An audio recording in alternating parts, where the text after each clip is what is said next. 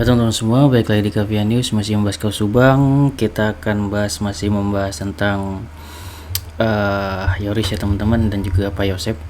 Mengenai apa bang? Mengenai tentunya dana bos ya teman-teman. Siapa sih yang paling banyak menikmati dana bos gitu kan? Apakah yang menikmati dana bos tersebut adalah Yoris atau Pak Yosep kan kayak gitu?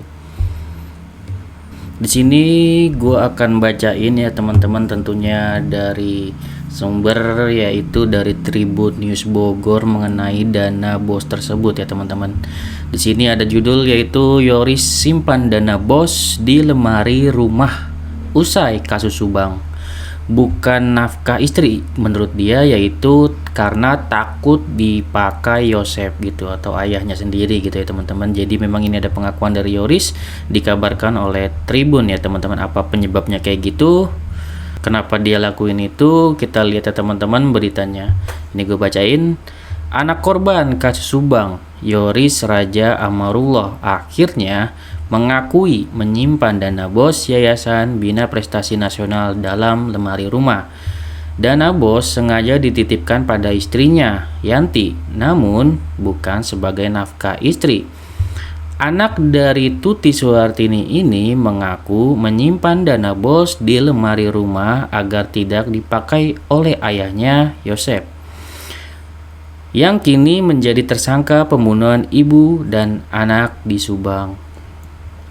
Dana bos Yayasan Bina Prestasi Nasional dikaitkan dengan motif pembunuhan Tuti dan Amalia Mustika Ratu. Polisi pun tengah mendalami sejumlah pencairan dana bos pasca pembunuhan Tuti dan Amel di Subang. Pengacara Yoris, Leni Anggraini, mengatakan kliennya memang pernah menyimpan dana bos dalam lemari rumah. Yoris itu pernah simpan dana bosnya dititip di rumahnya di Yanti dalam lemari, kata Leni saat dihubungi tribunnewsbogor.com. Dana tersebut saat itu diperuntukkan bagi gaji guru. Jadi dibilang buat gaji guru dan keperuntukan siswa, kata Leni gitu. Menurutnya, Yoris memang sengaja mengambil dana bos dari rekening bank BJB milik Yayasan Bina Prestasi Nasional. Ia khawatir jika dana tersebut mengendap di rekening akan digunakan Yosep. Jadi bilang kayak gini ya, kalau di rekening SMK takut dipakai Pak Yosep, nanti kacau gaji guru sama siswa, bakal nggak bener lagi, kata Leni Anggraini. Leni menerangkan masalah keuangan yayasan yang kini dipermasalahkan adalah di tahun 2021. Yoris pegang itu 2023. Ya itu bener sih, nggak fiktif.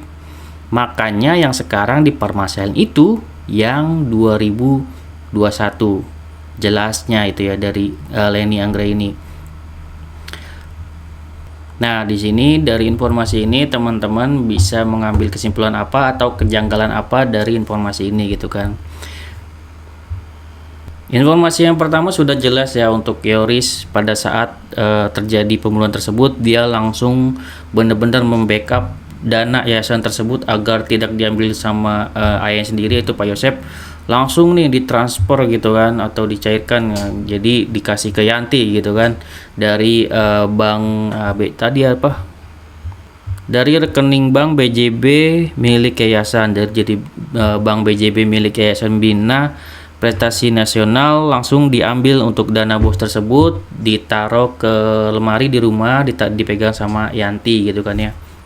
Artinya apa teman-teman? Dari awal berarti Yoris ini sudah curiga gitu kan, bahwasanya ada target dari ayahnya sendiri untuk dana bos tersebut nanti diambil gitu. Jadi seolah Yoris ini tahu gitu kan motif dari ayahnya sendiri gitu. Artinya ada kecurigaan juga sepertinya indikasinya dari Yoris kan kayak gitu ya. Terus kejanggalannya apa bang? Di sini dituturkan oleh Leni Anggraini bahwa yang dicurigai adalah tahun 2021, yang dimana pada saat itu yang masih menjabat yaitu adalah Yoris. Artinya sepenuhnya uang dana bos itu harusnya memang dipegang seluruhnya oleh Yoris dan bukan Pak Yosep. Secara logikanya seperti itu ya teman-teman. Karena pada saat tahun 2021 tersebut, pada saat kejadian, apalagi itu di akhir tahun, yaitu bulan Agustus, penuturannya ya Pak Yosep masih menerima uang jajan dari Amel. Dan dituturkan juga oleh Yoris gajinya 15 juta, Bu Tuti 10 juta, dan Amel 10 juta. Jika uang yayasan sebanyak itu atau gaji Yoris sebanyak itu dengan Bu Tuti dan juga Amel, sangat wajar jika memang uang yayasan itu bernilai miliaran ya teman-teman.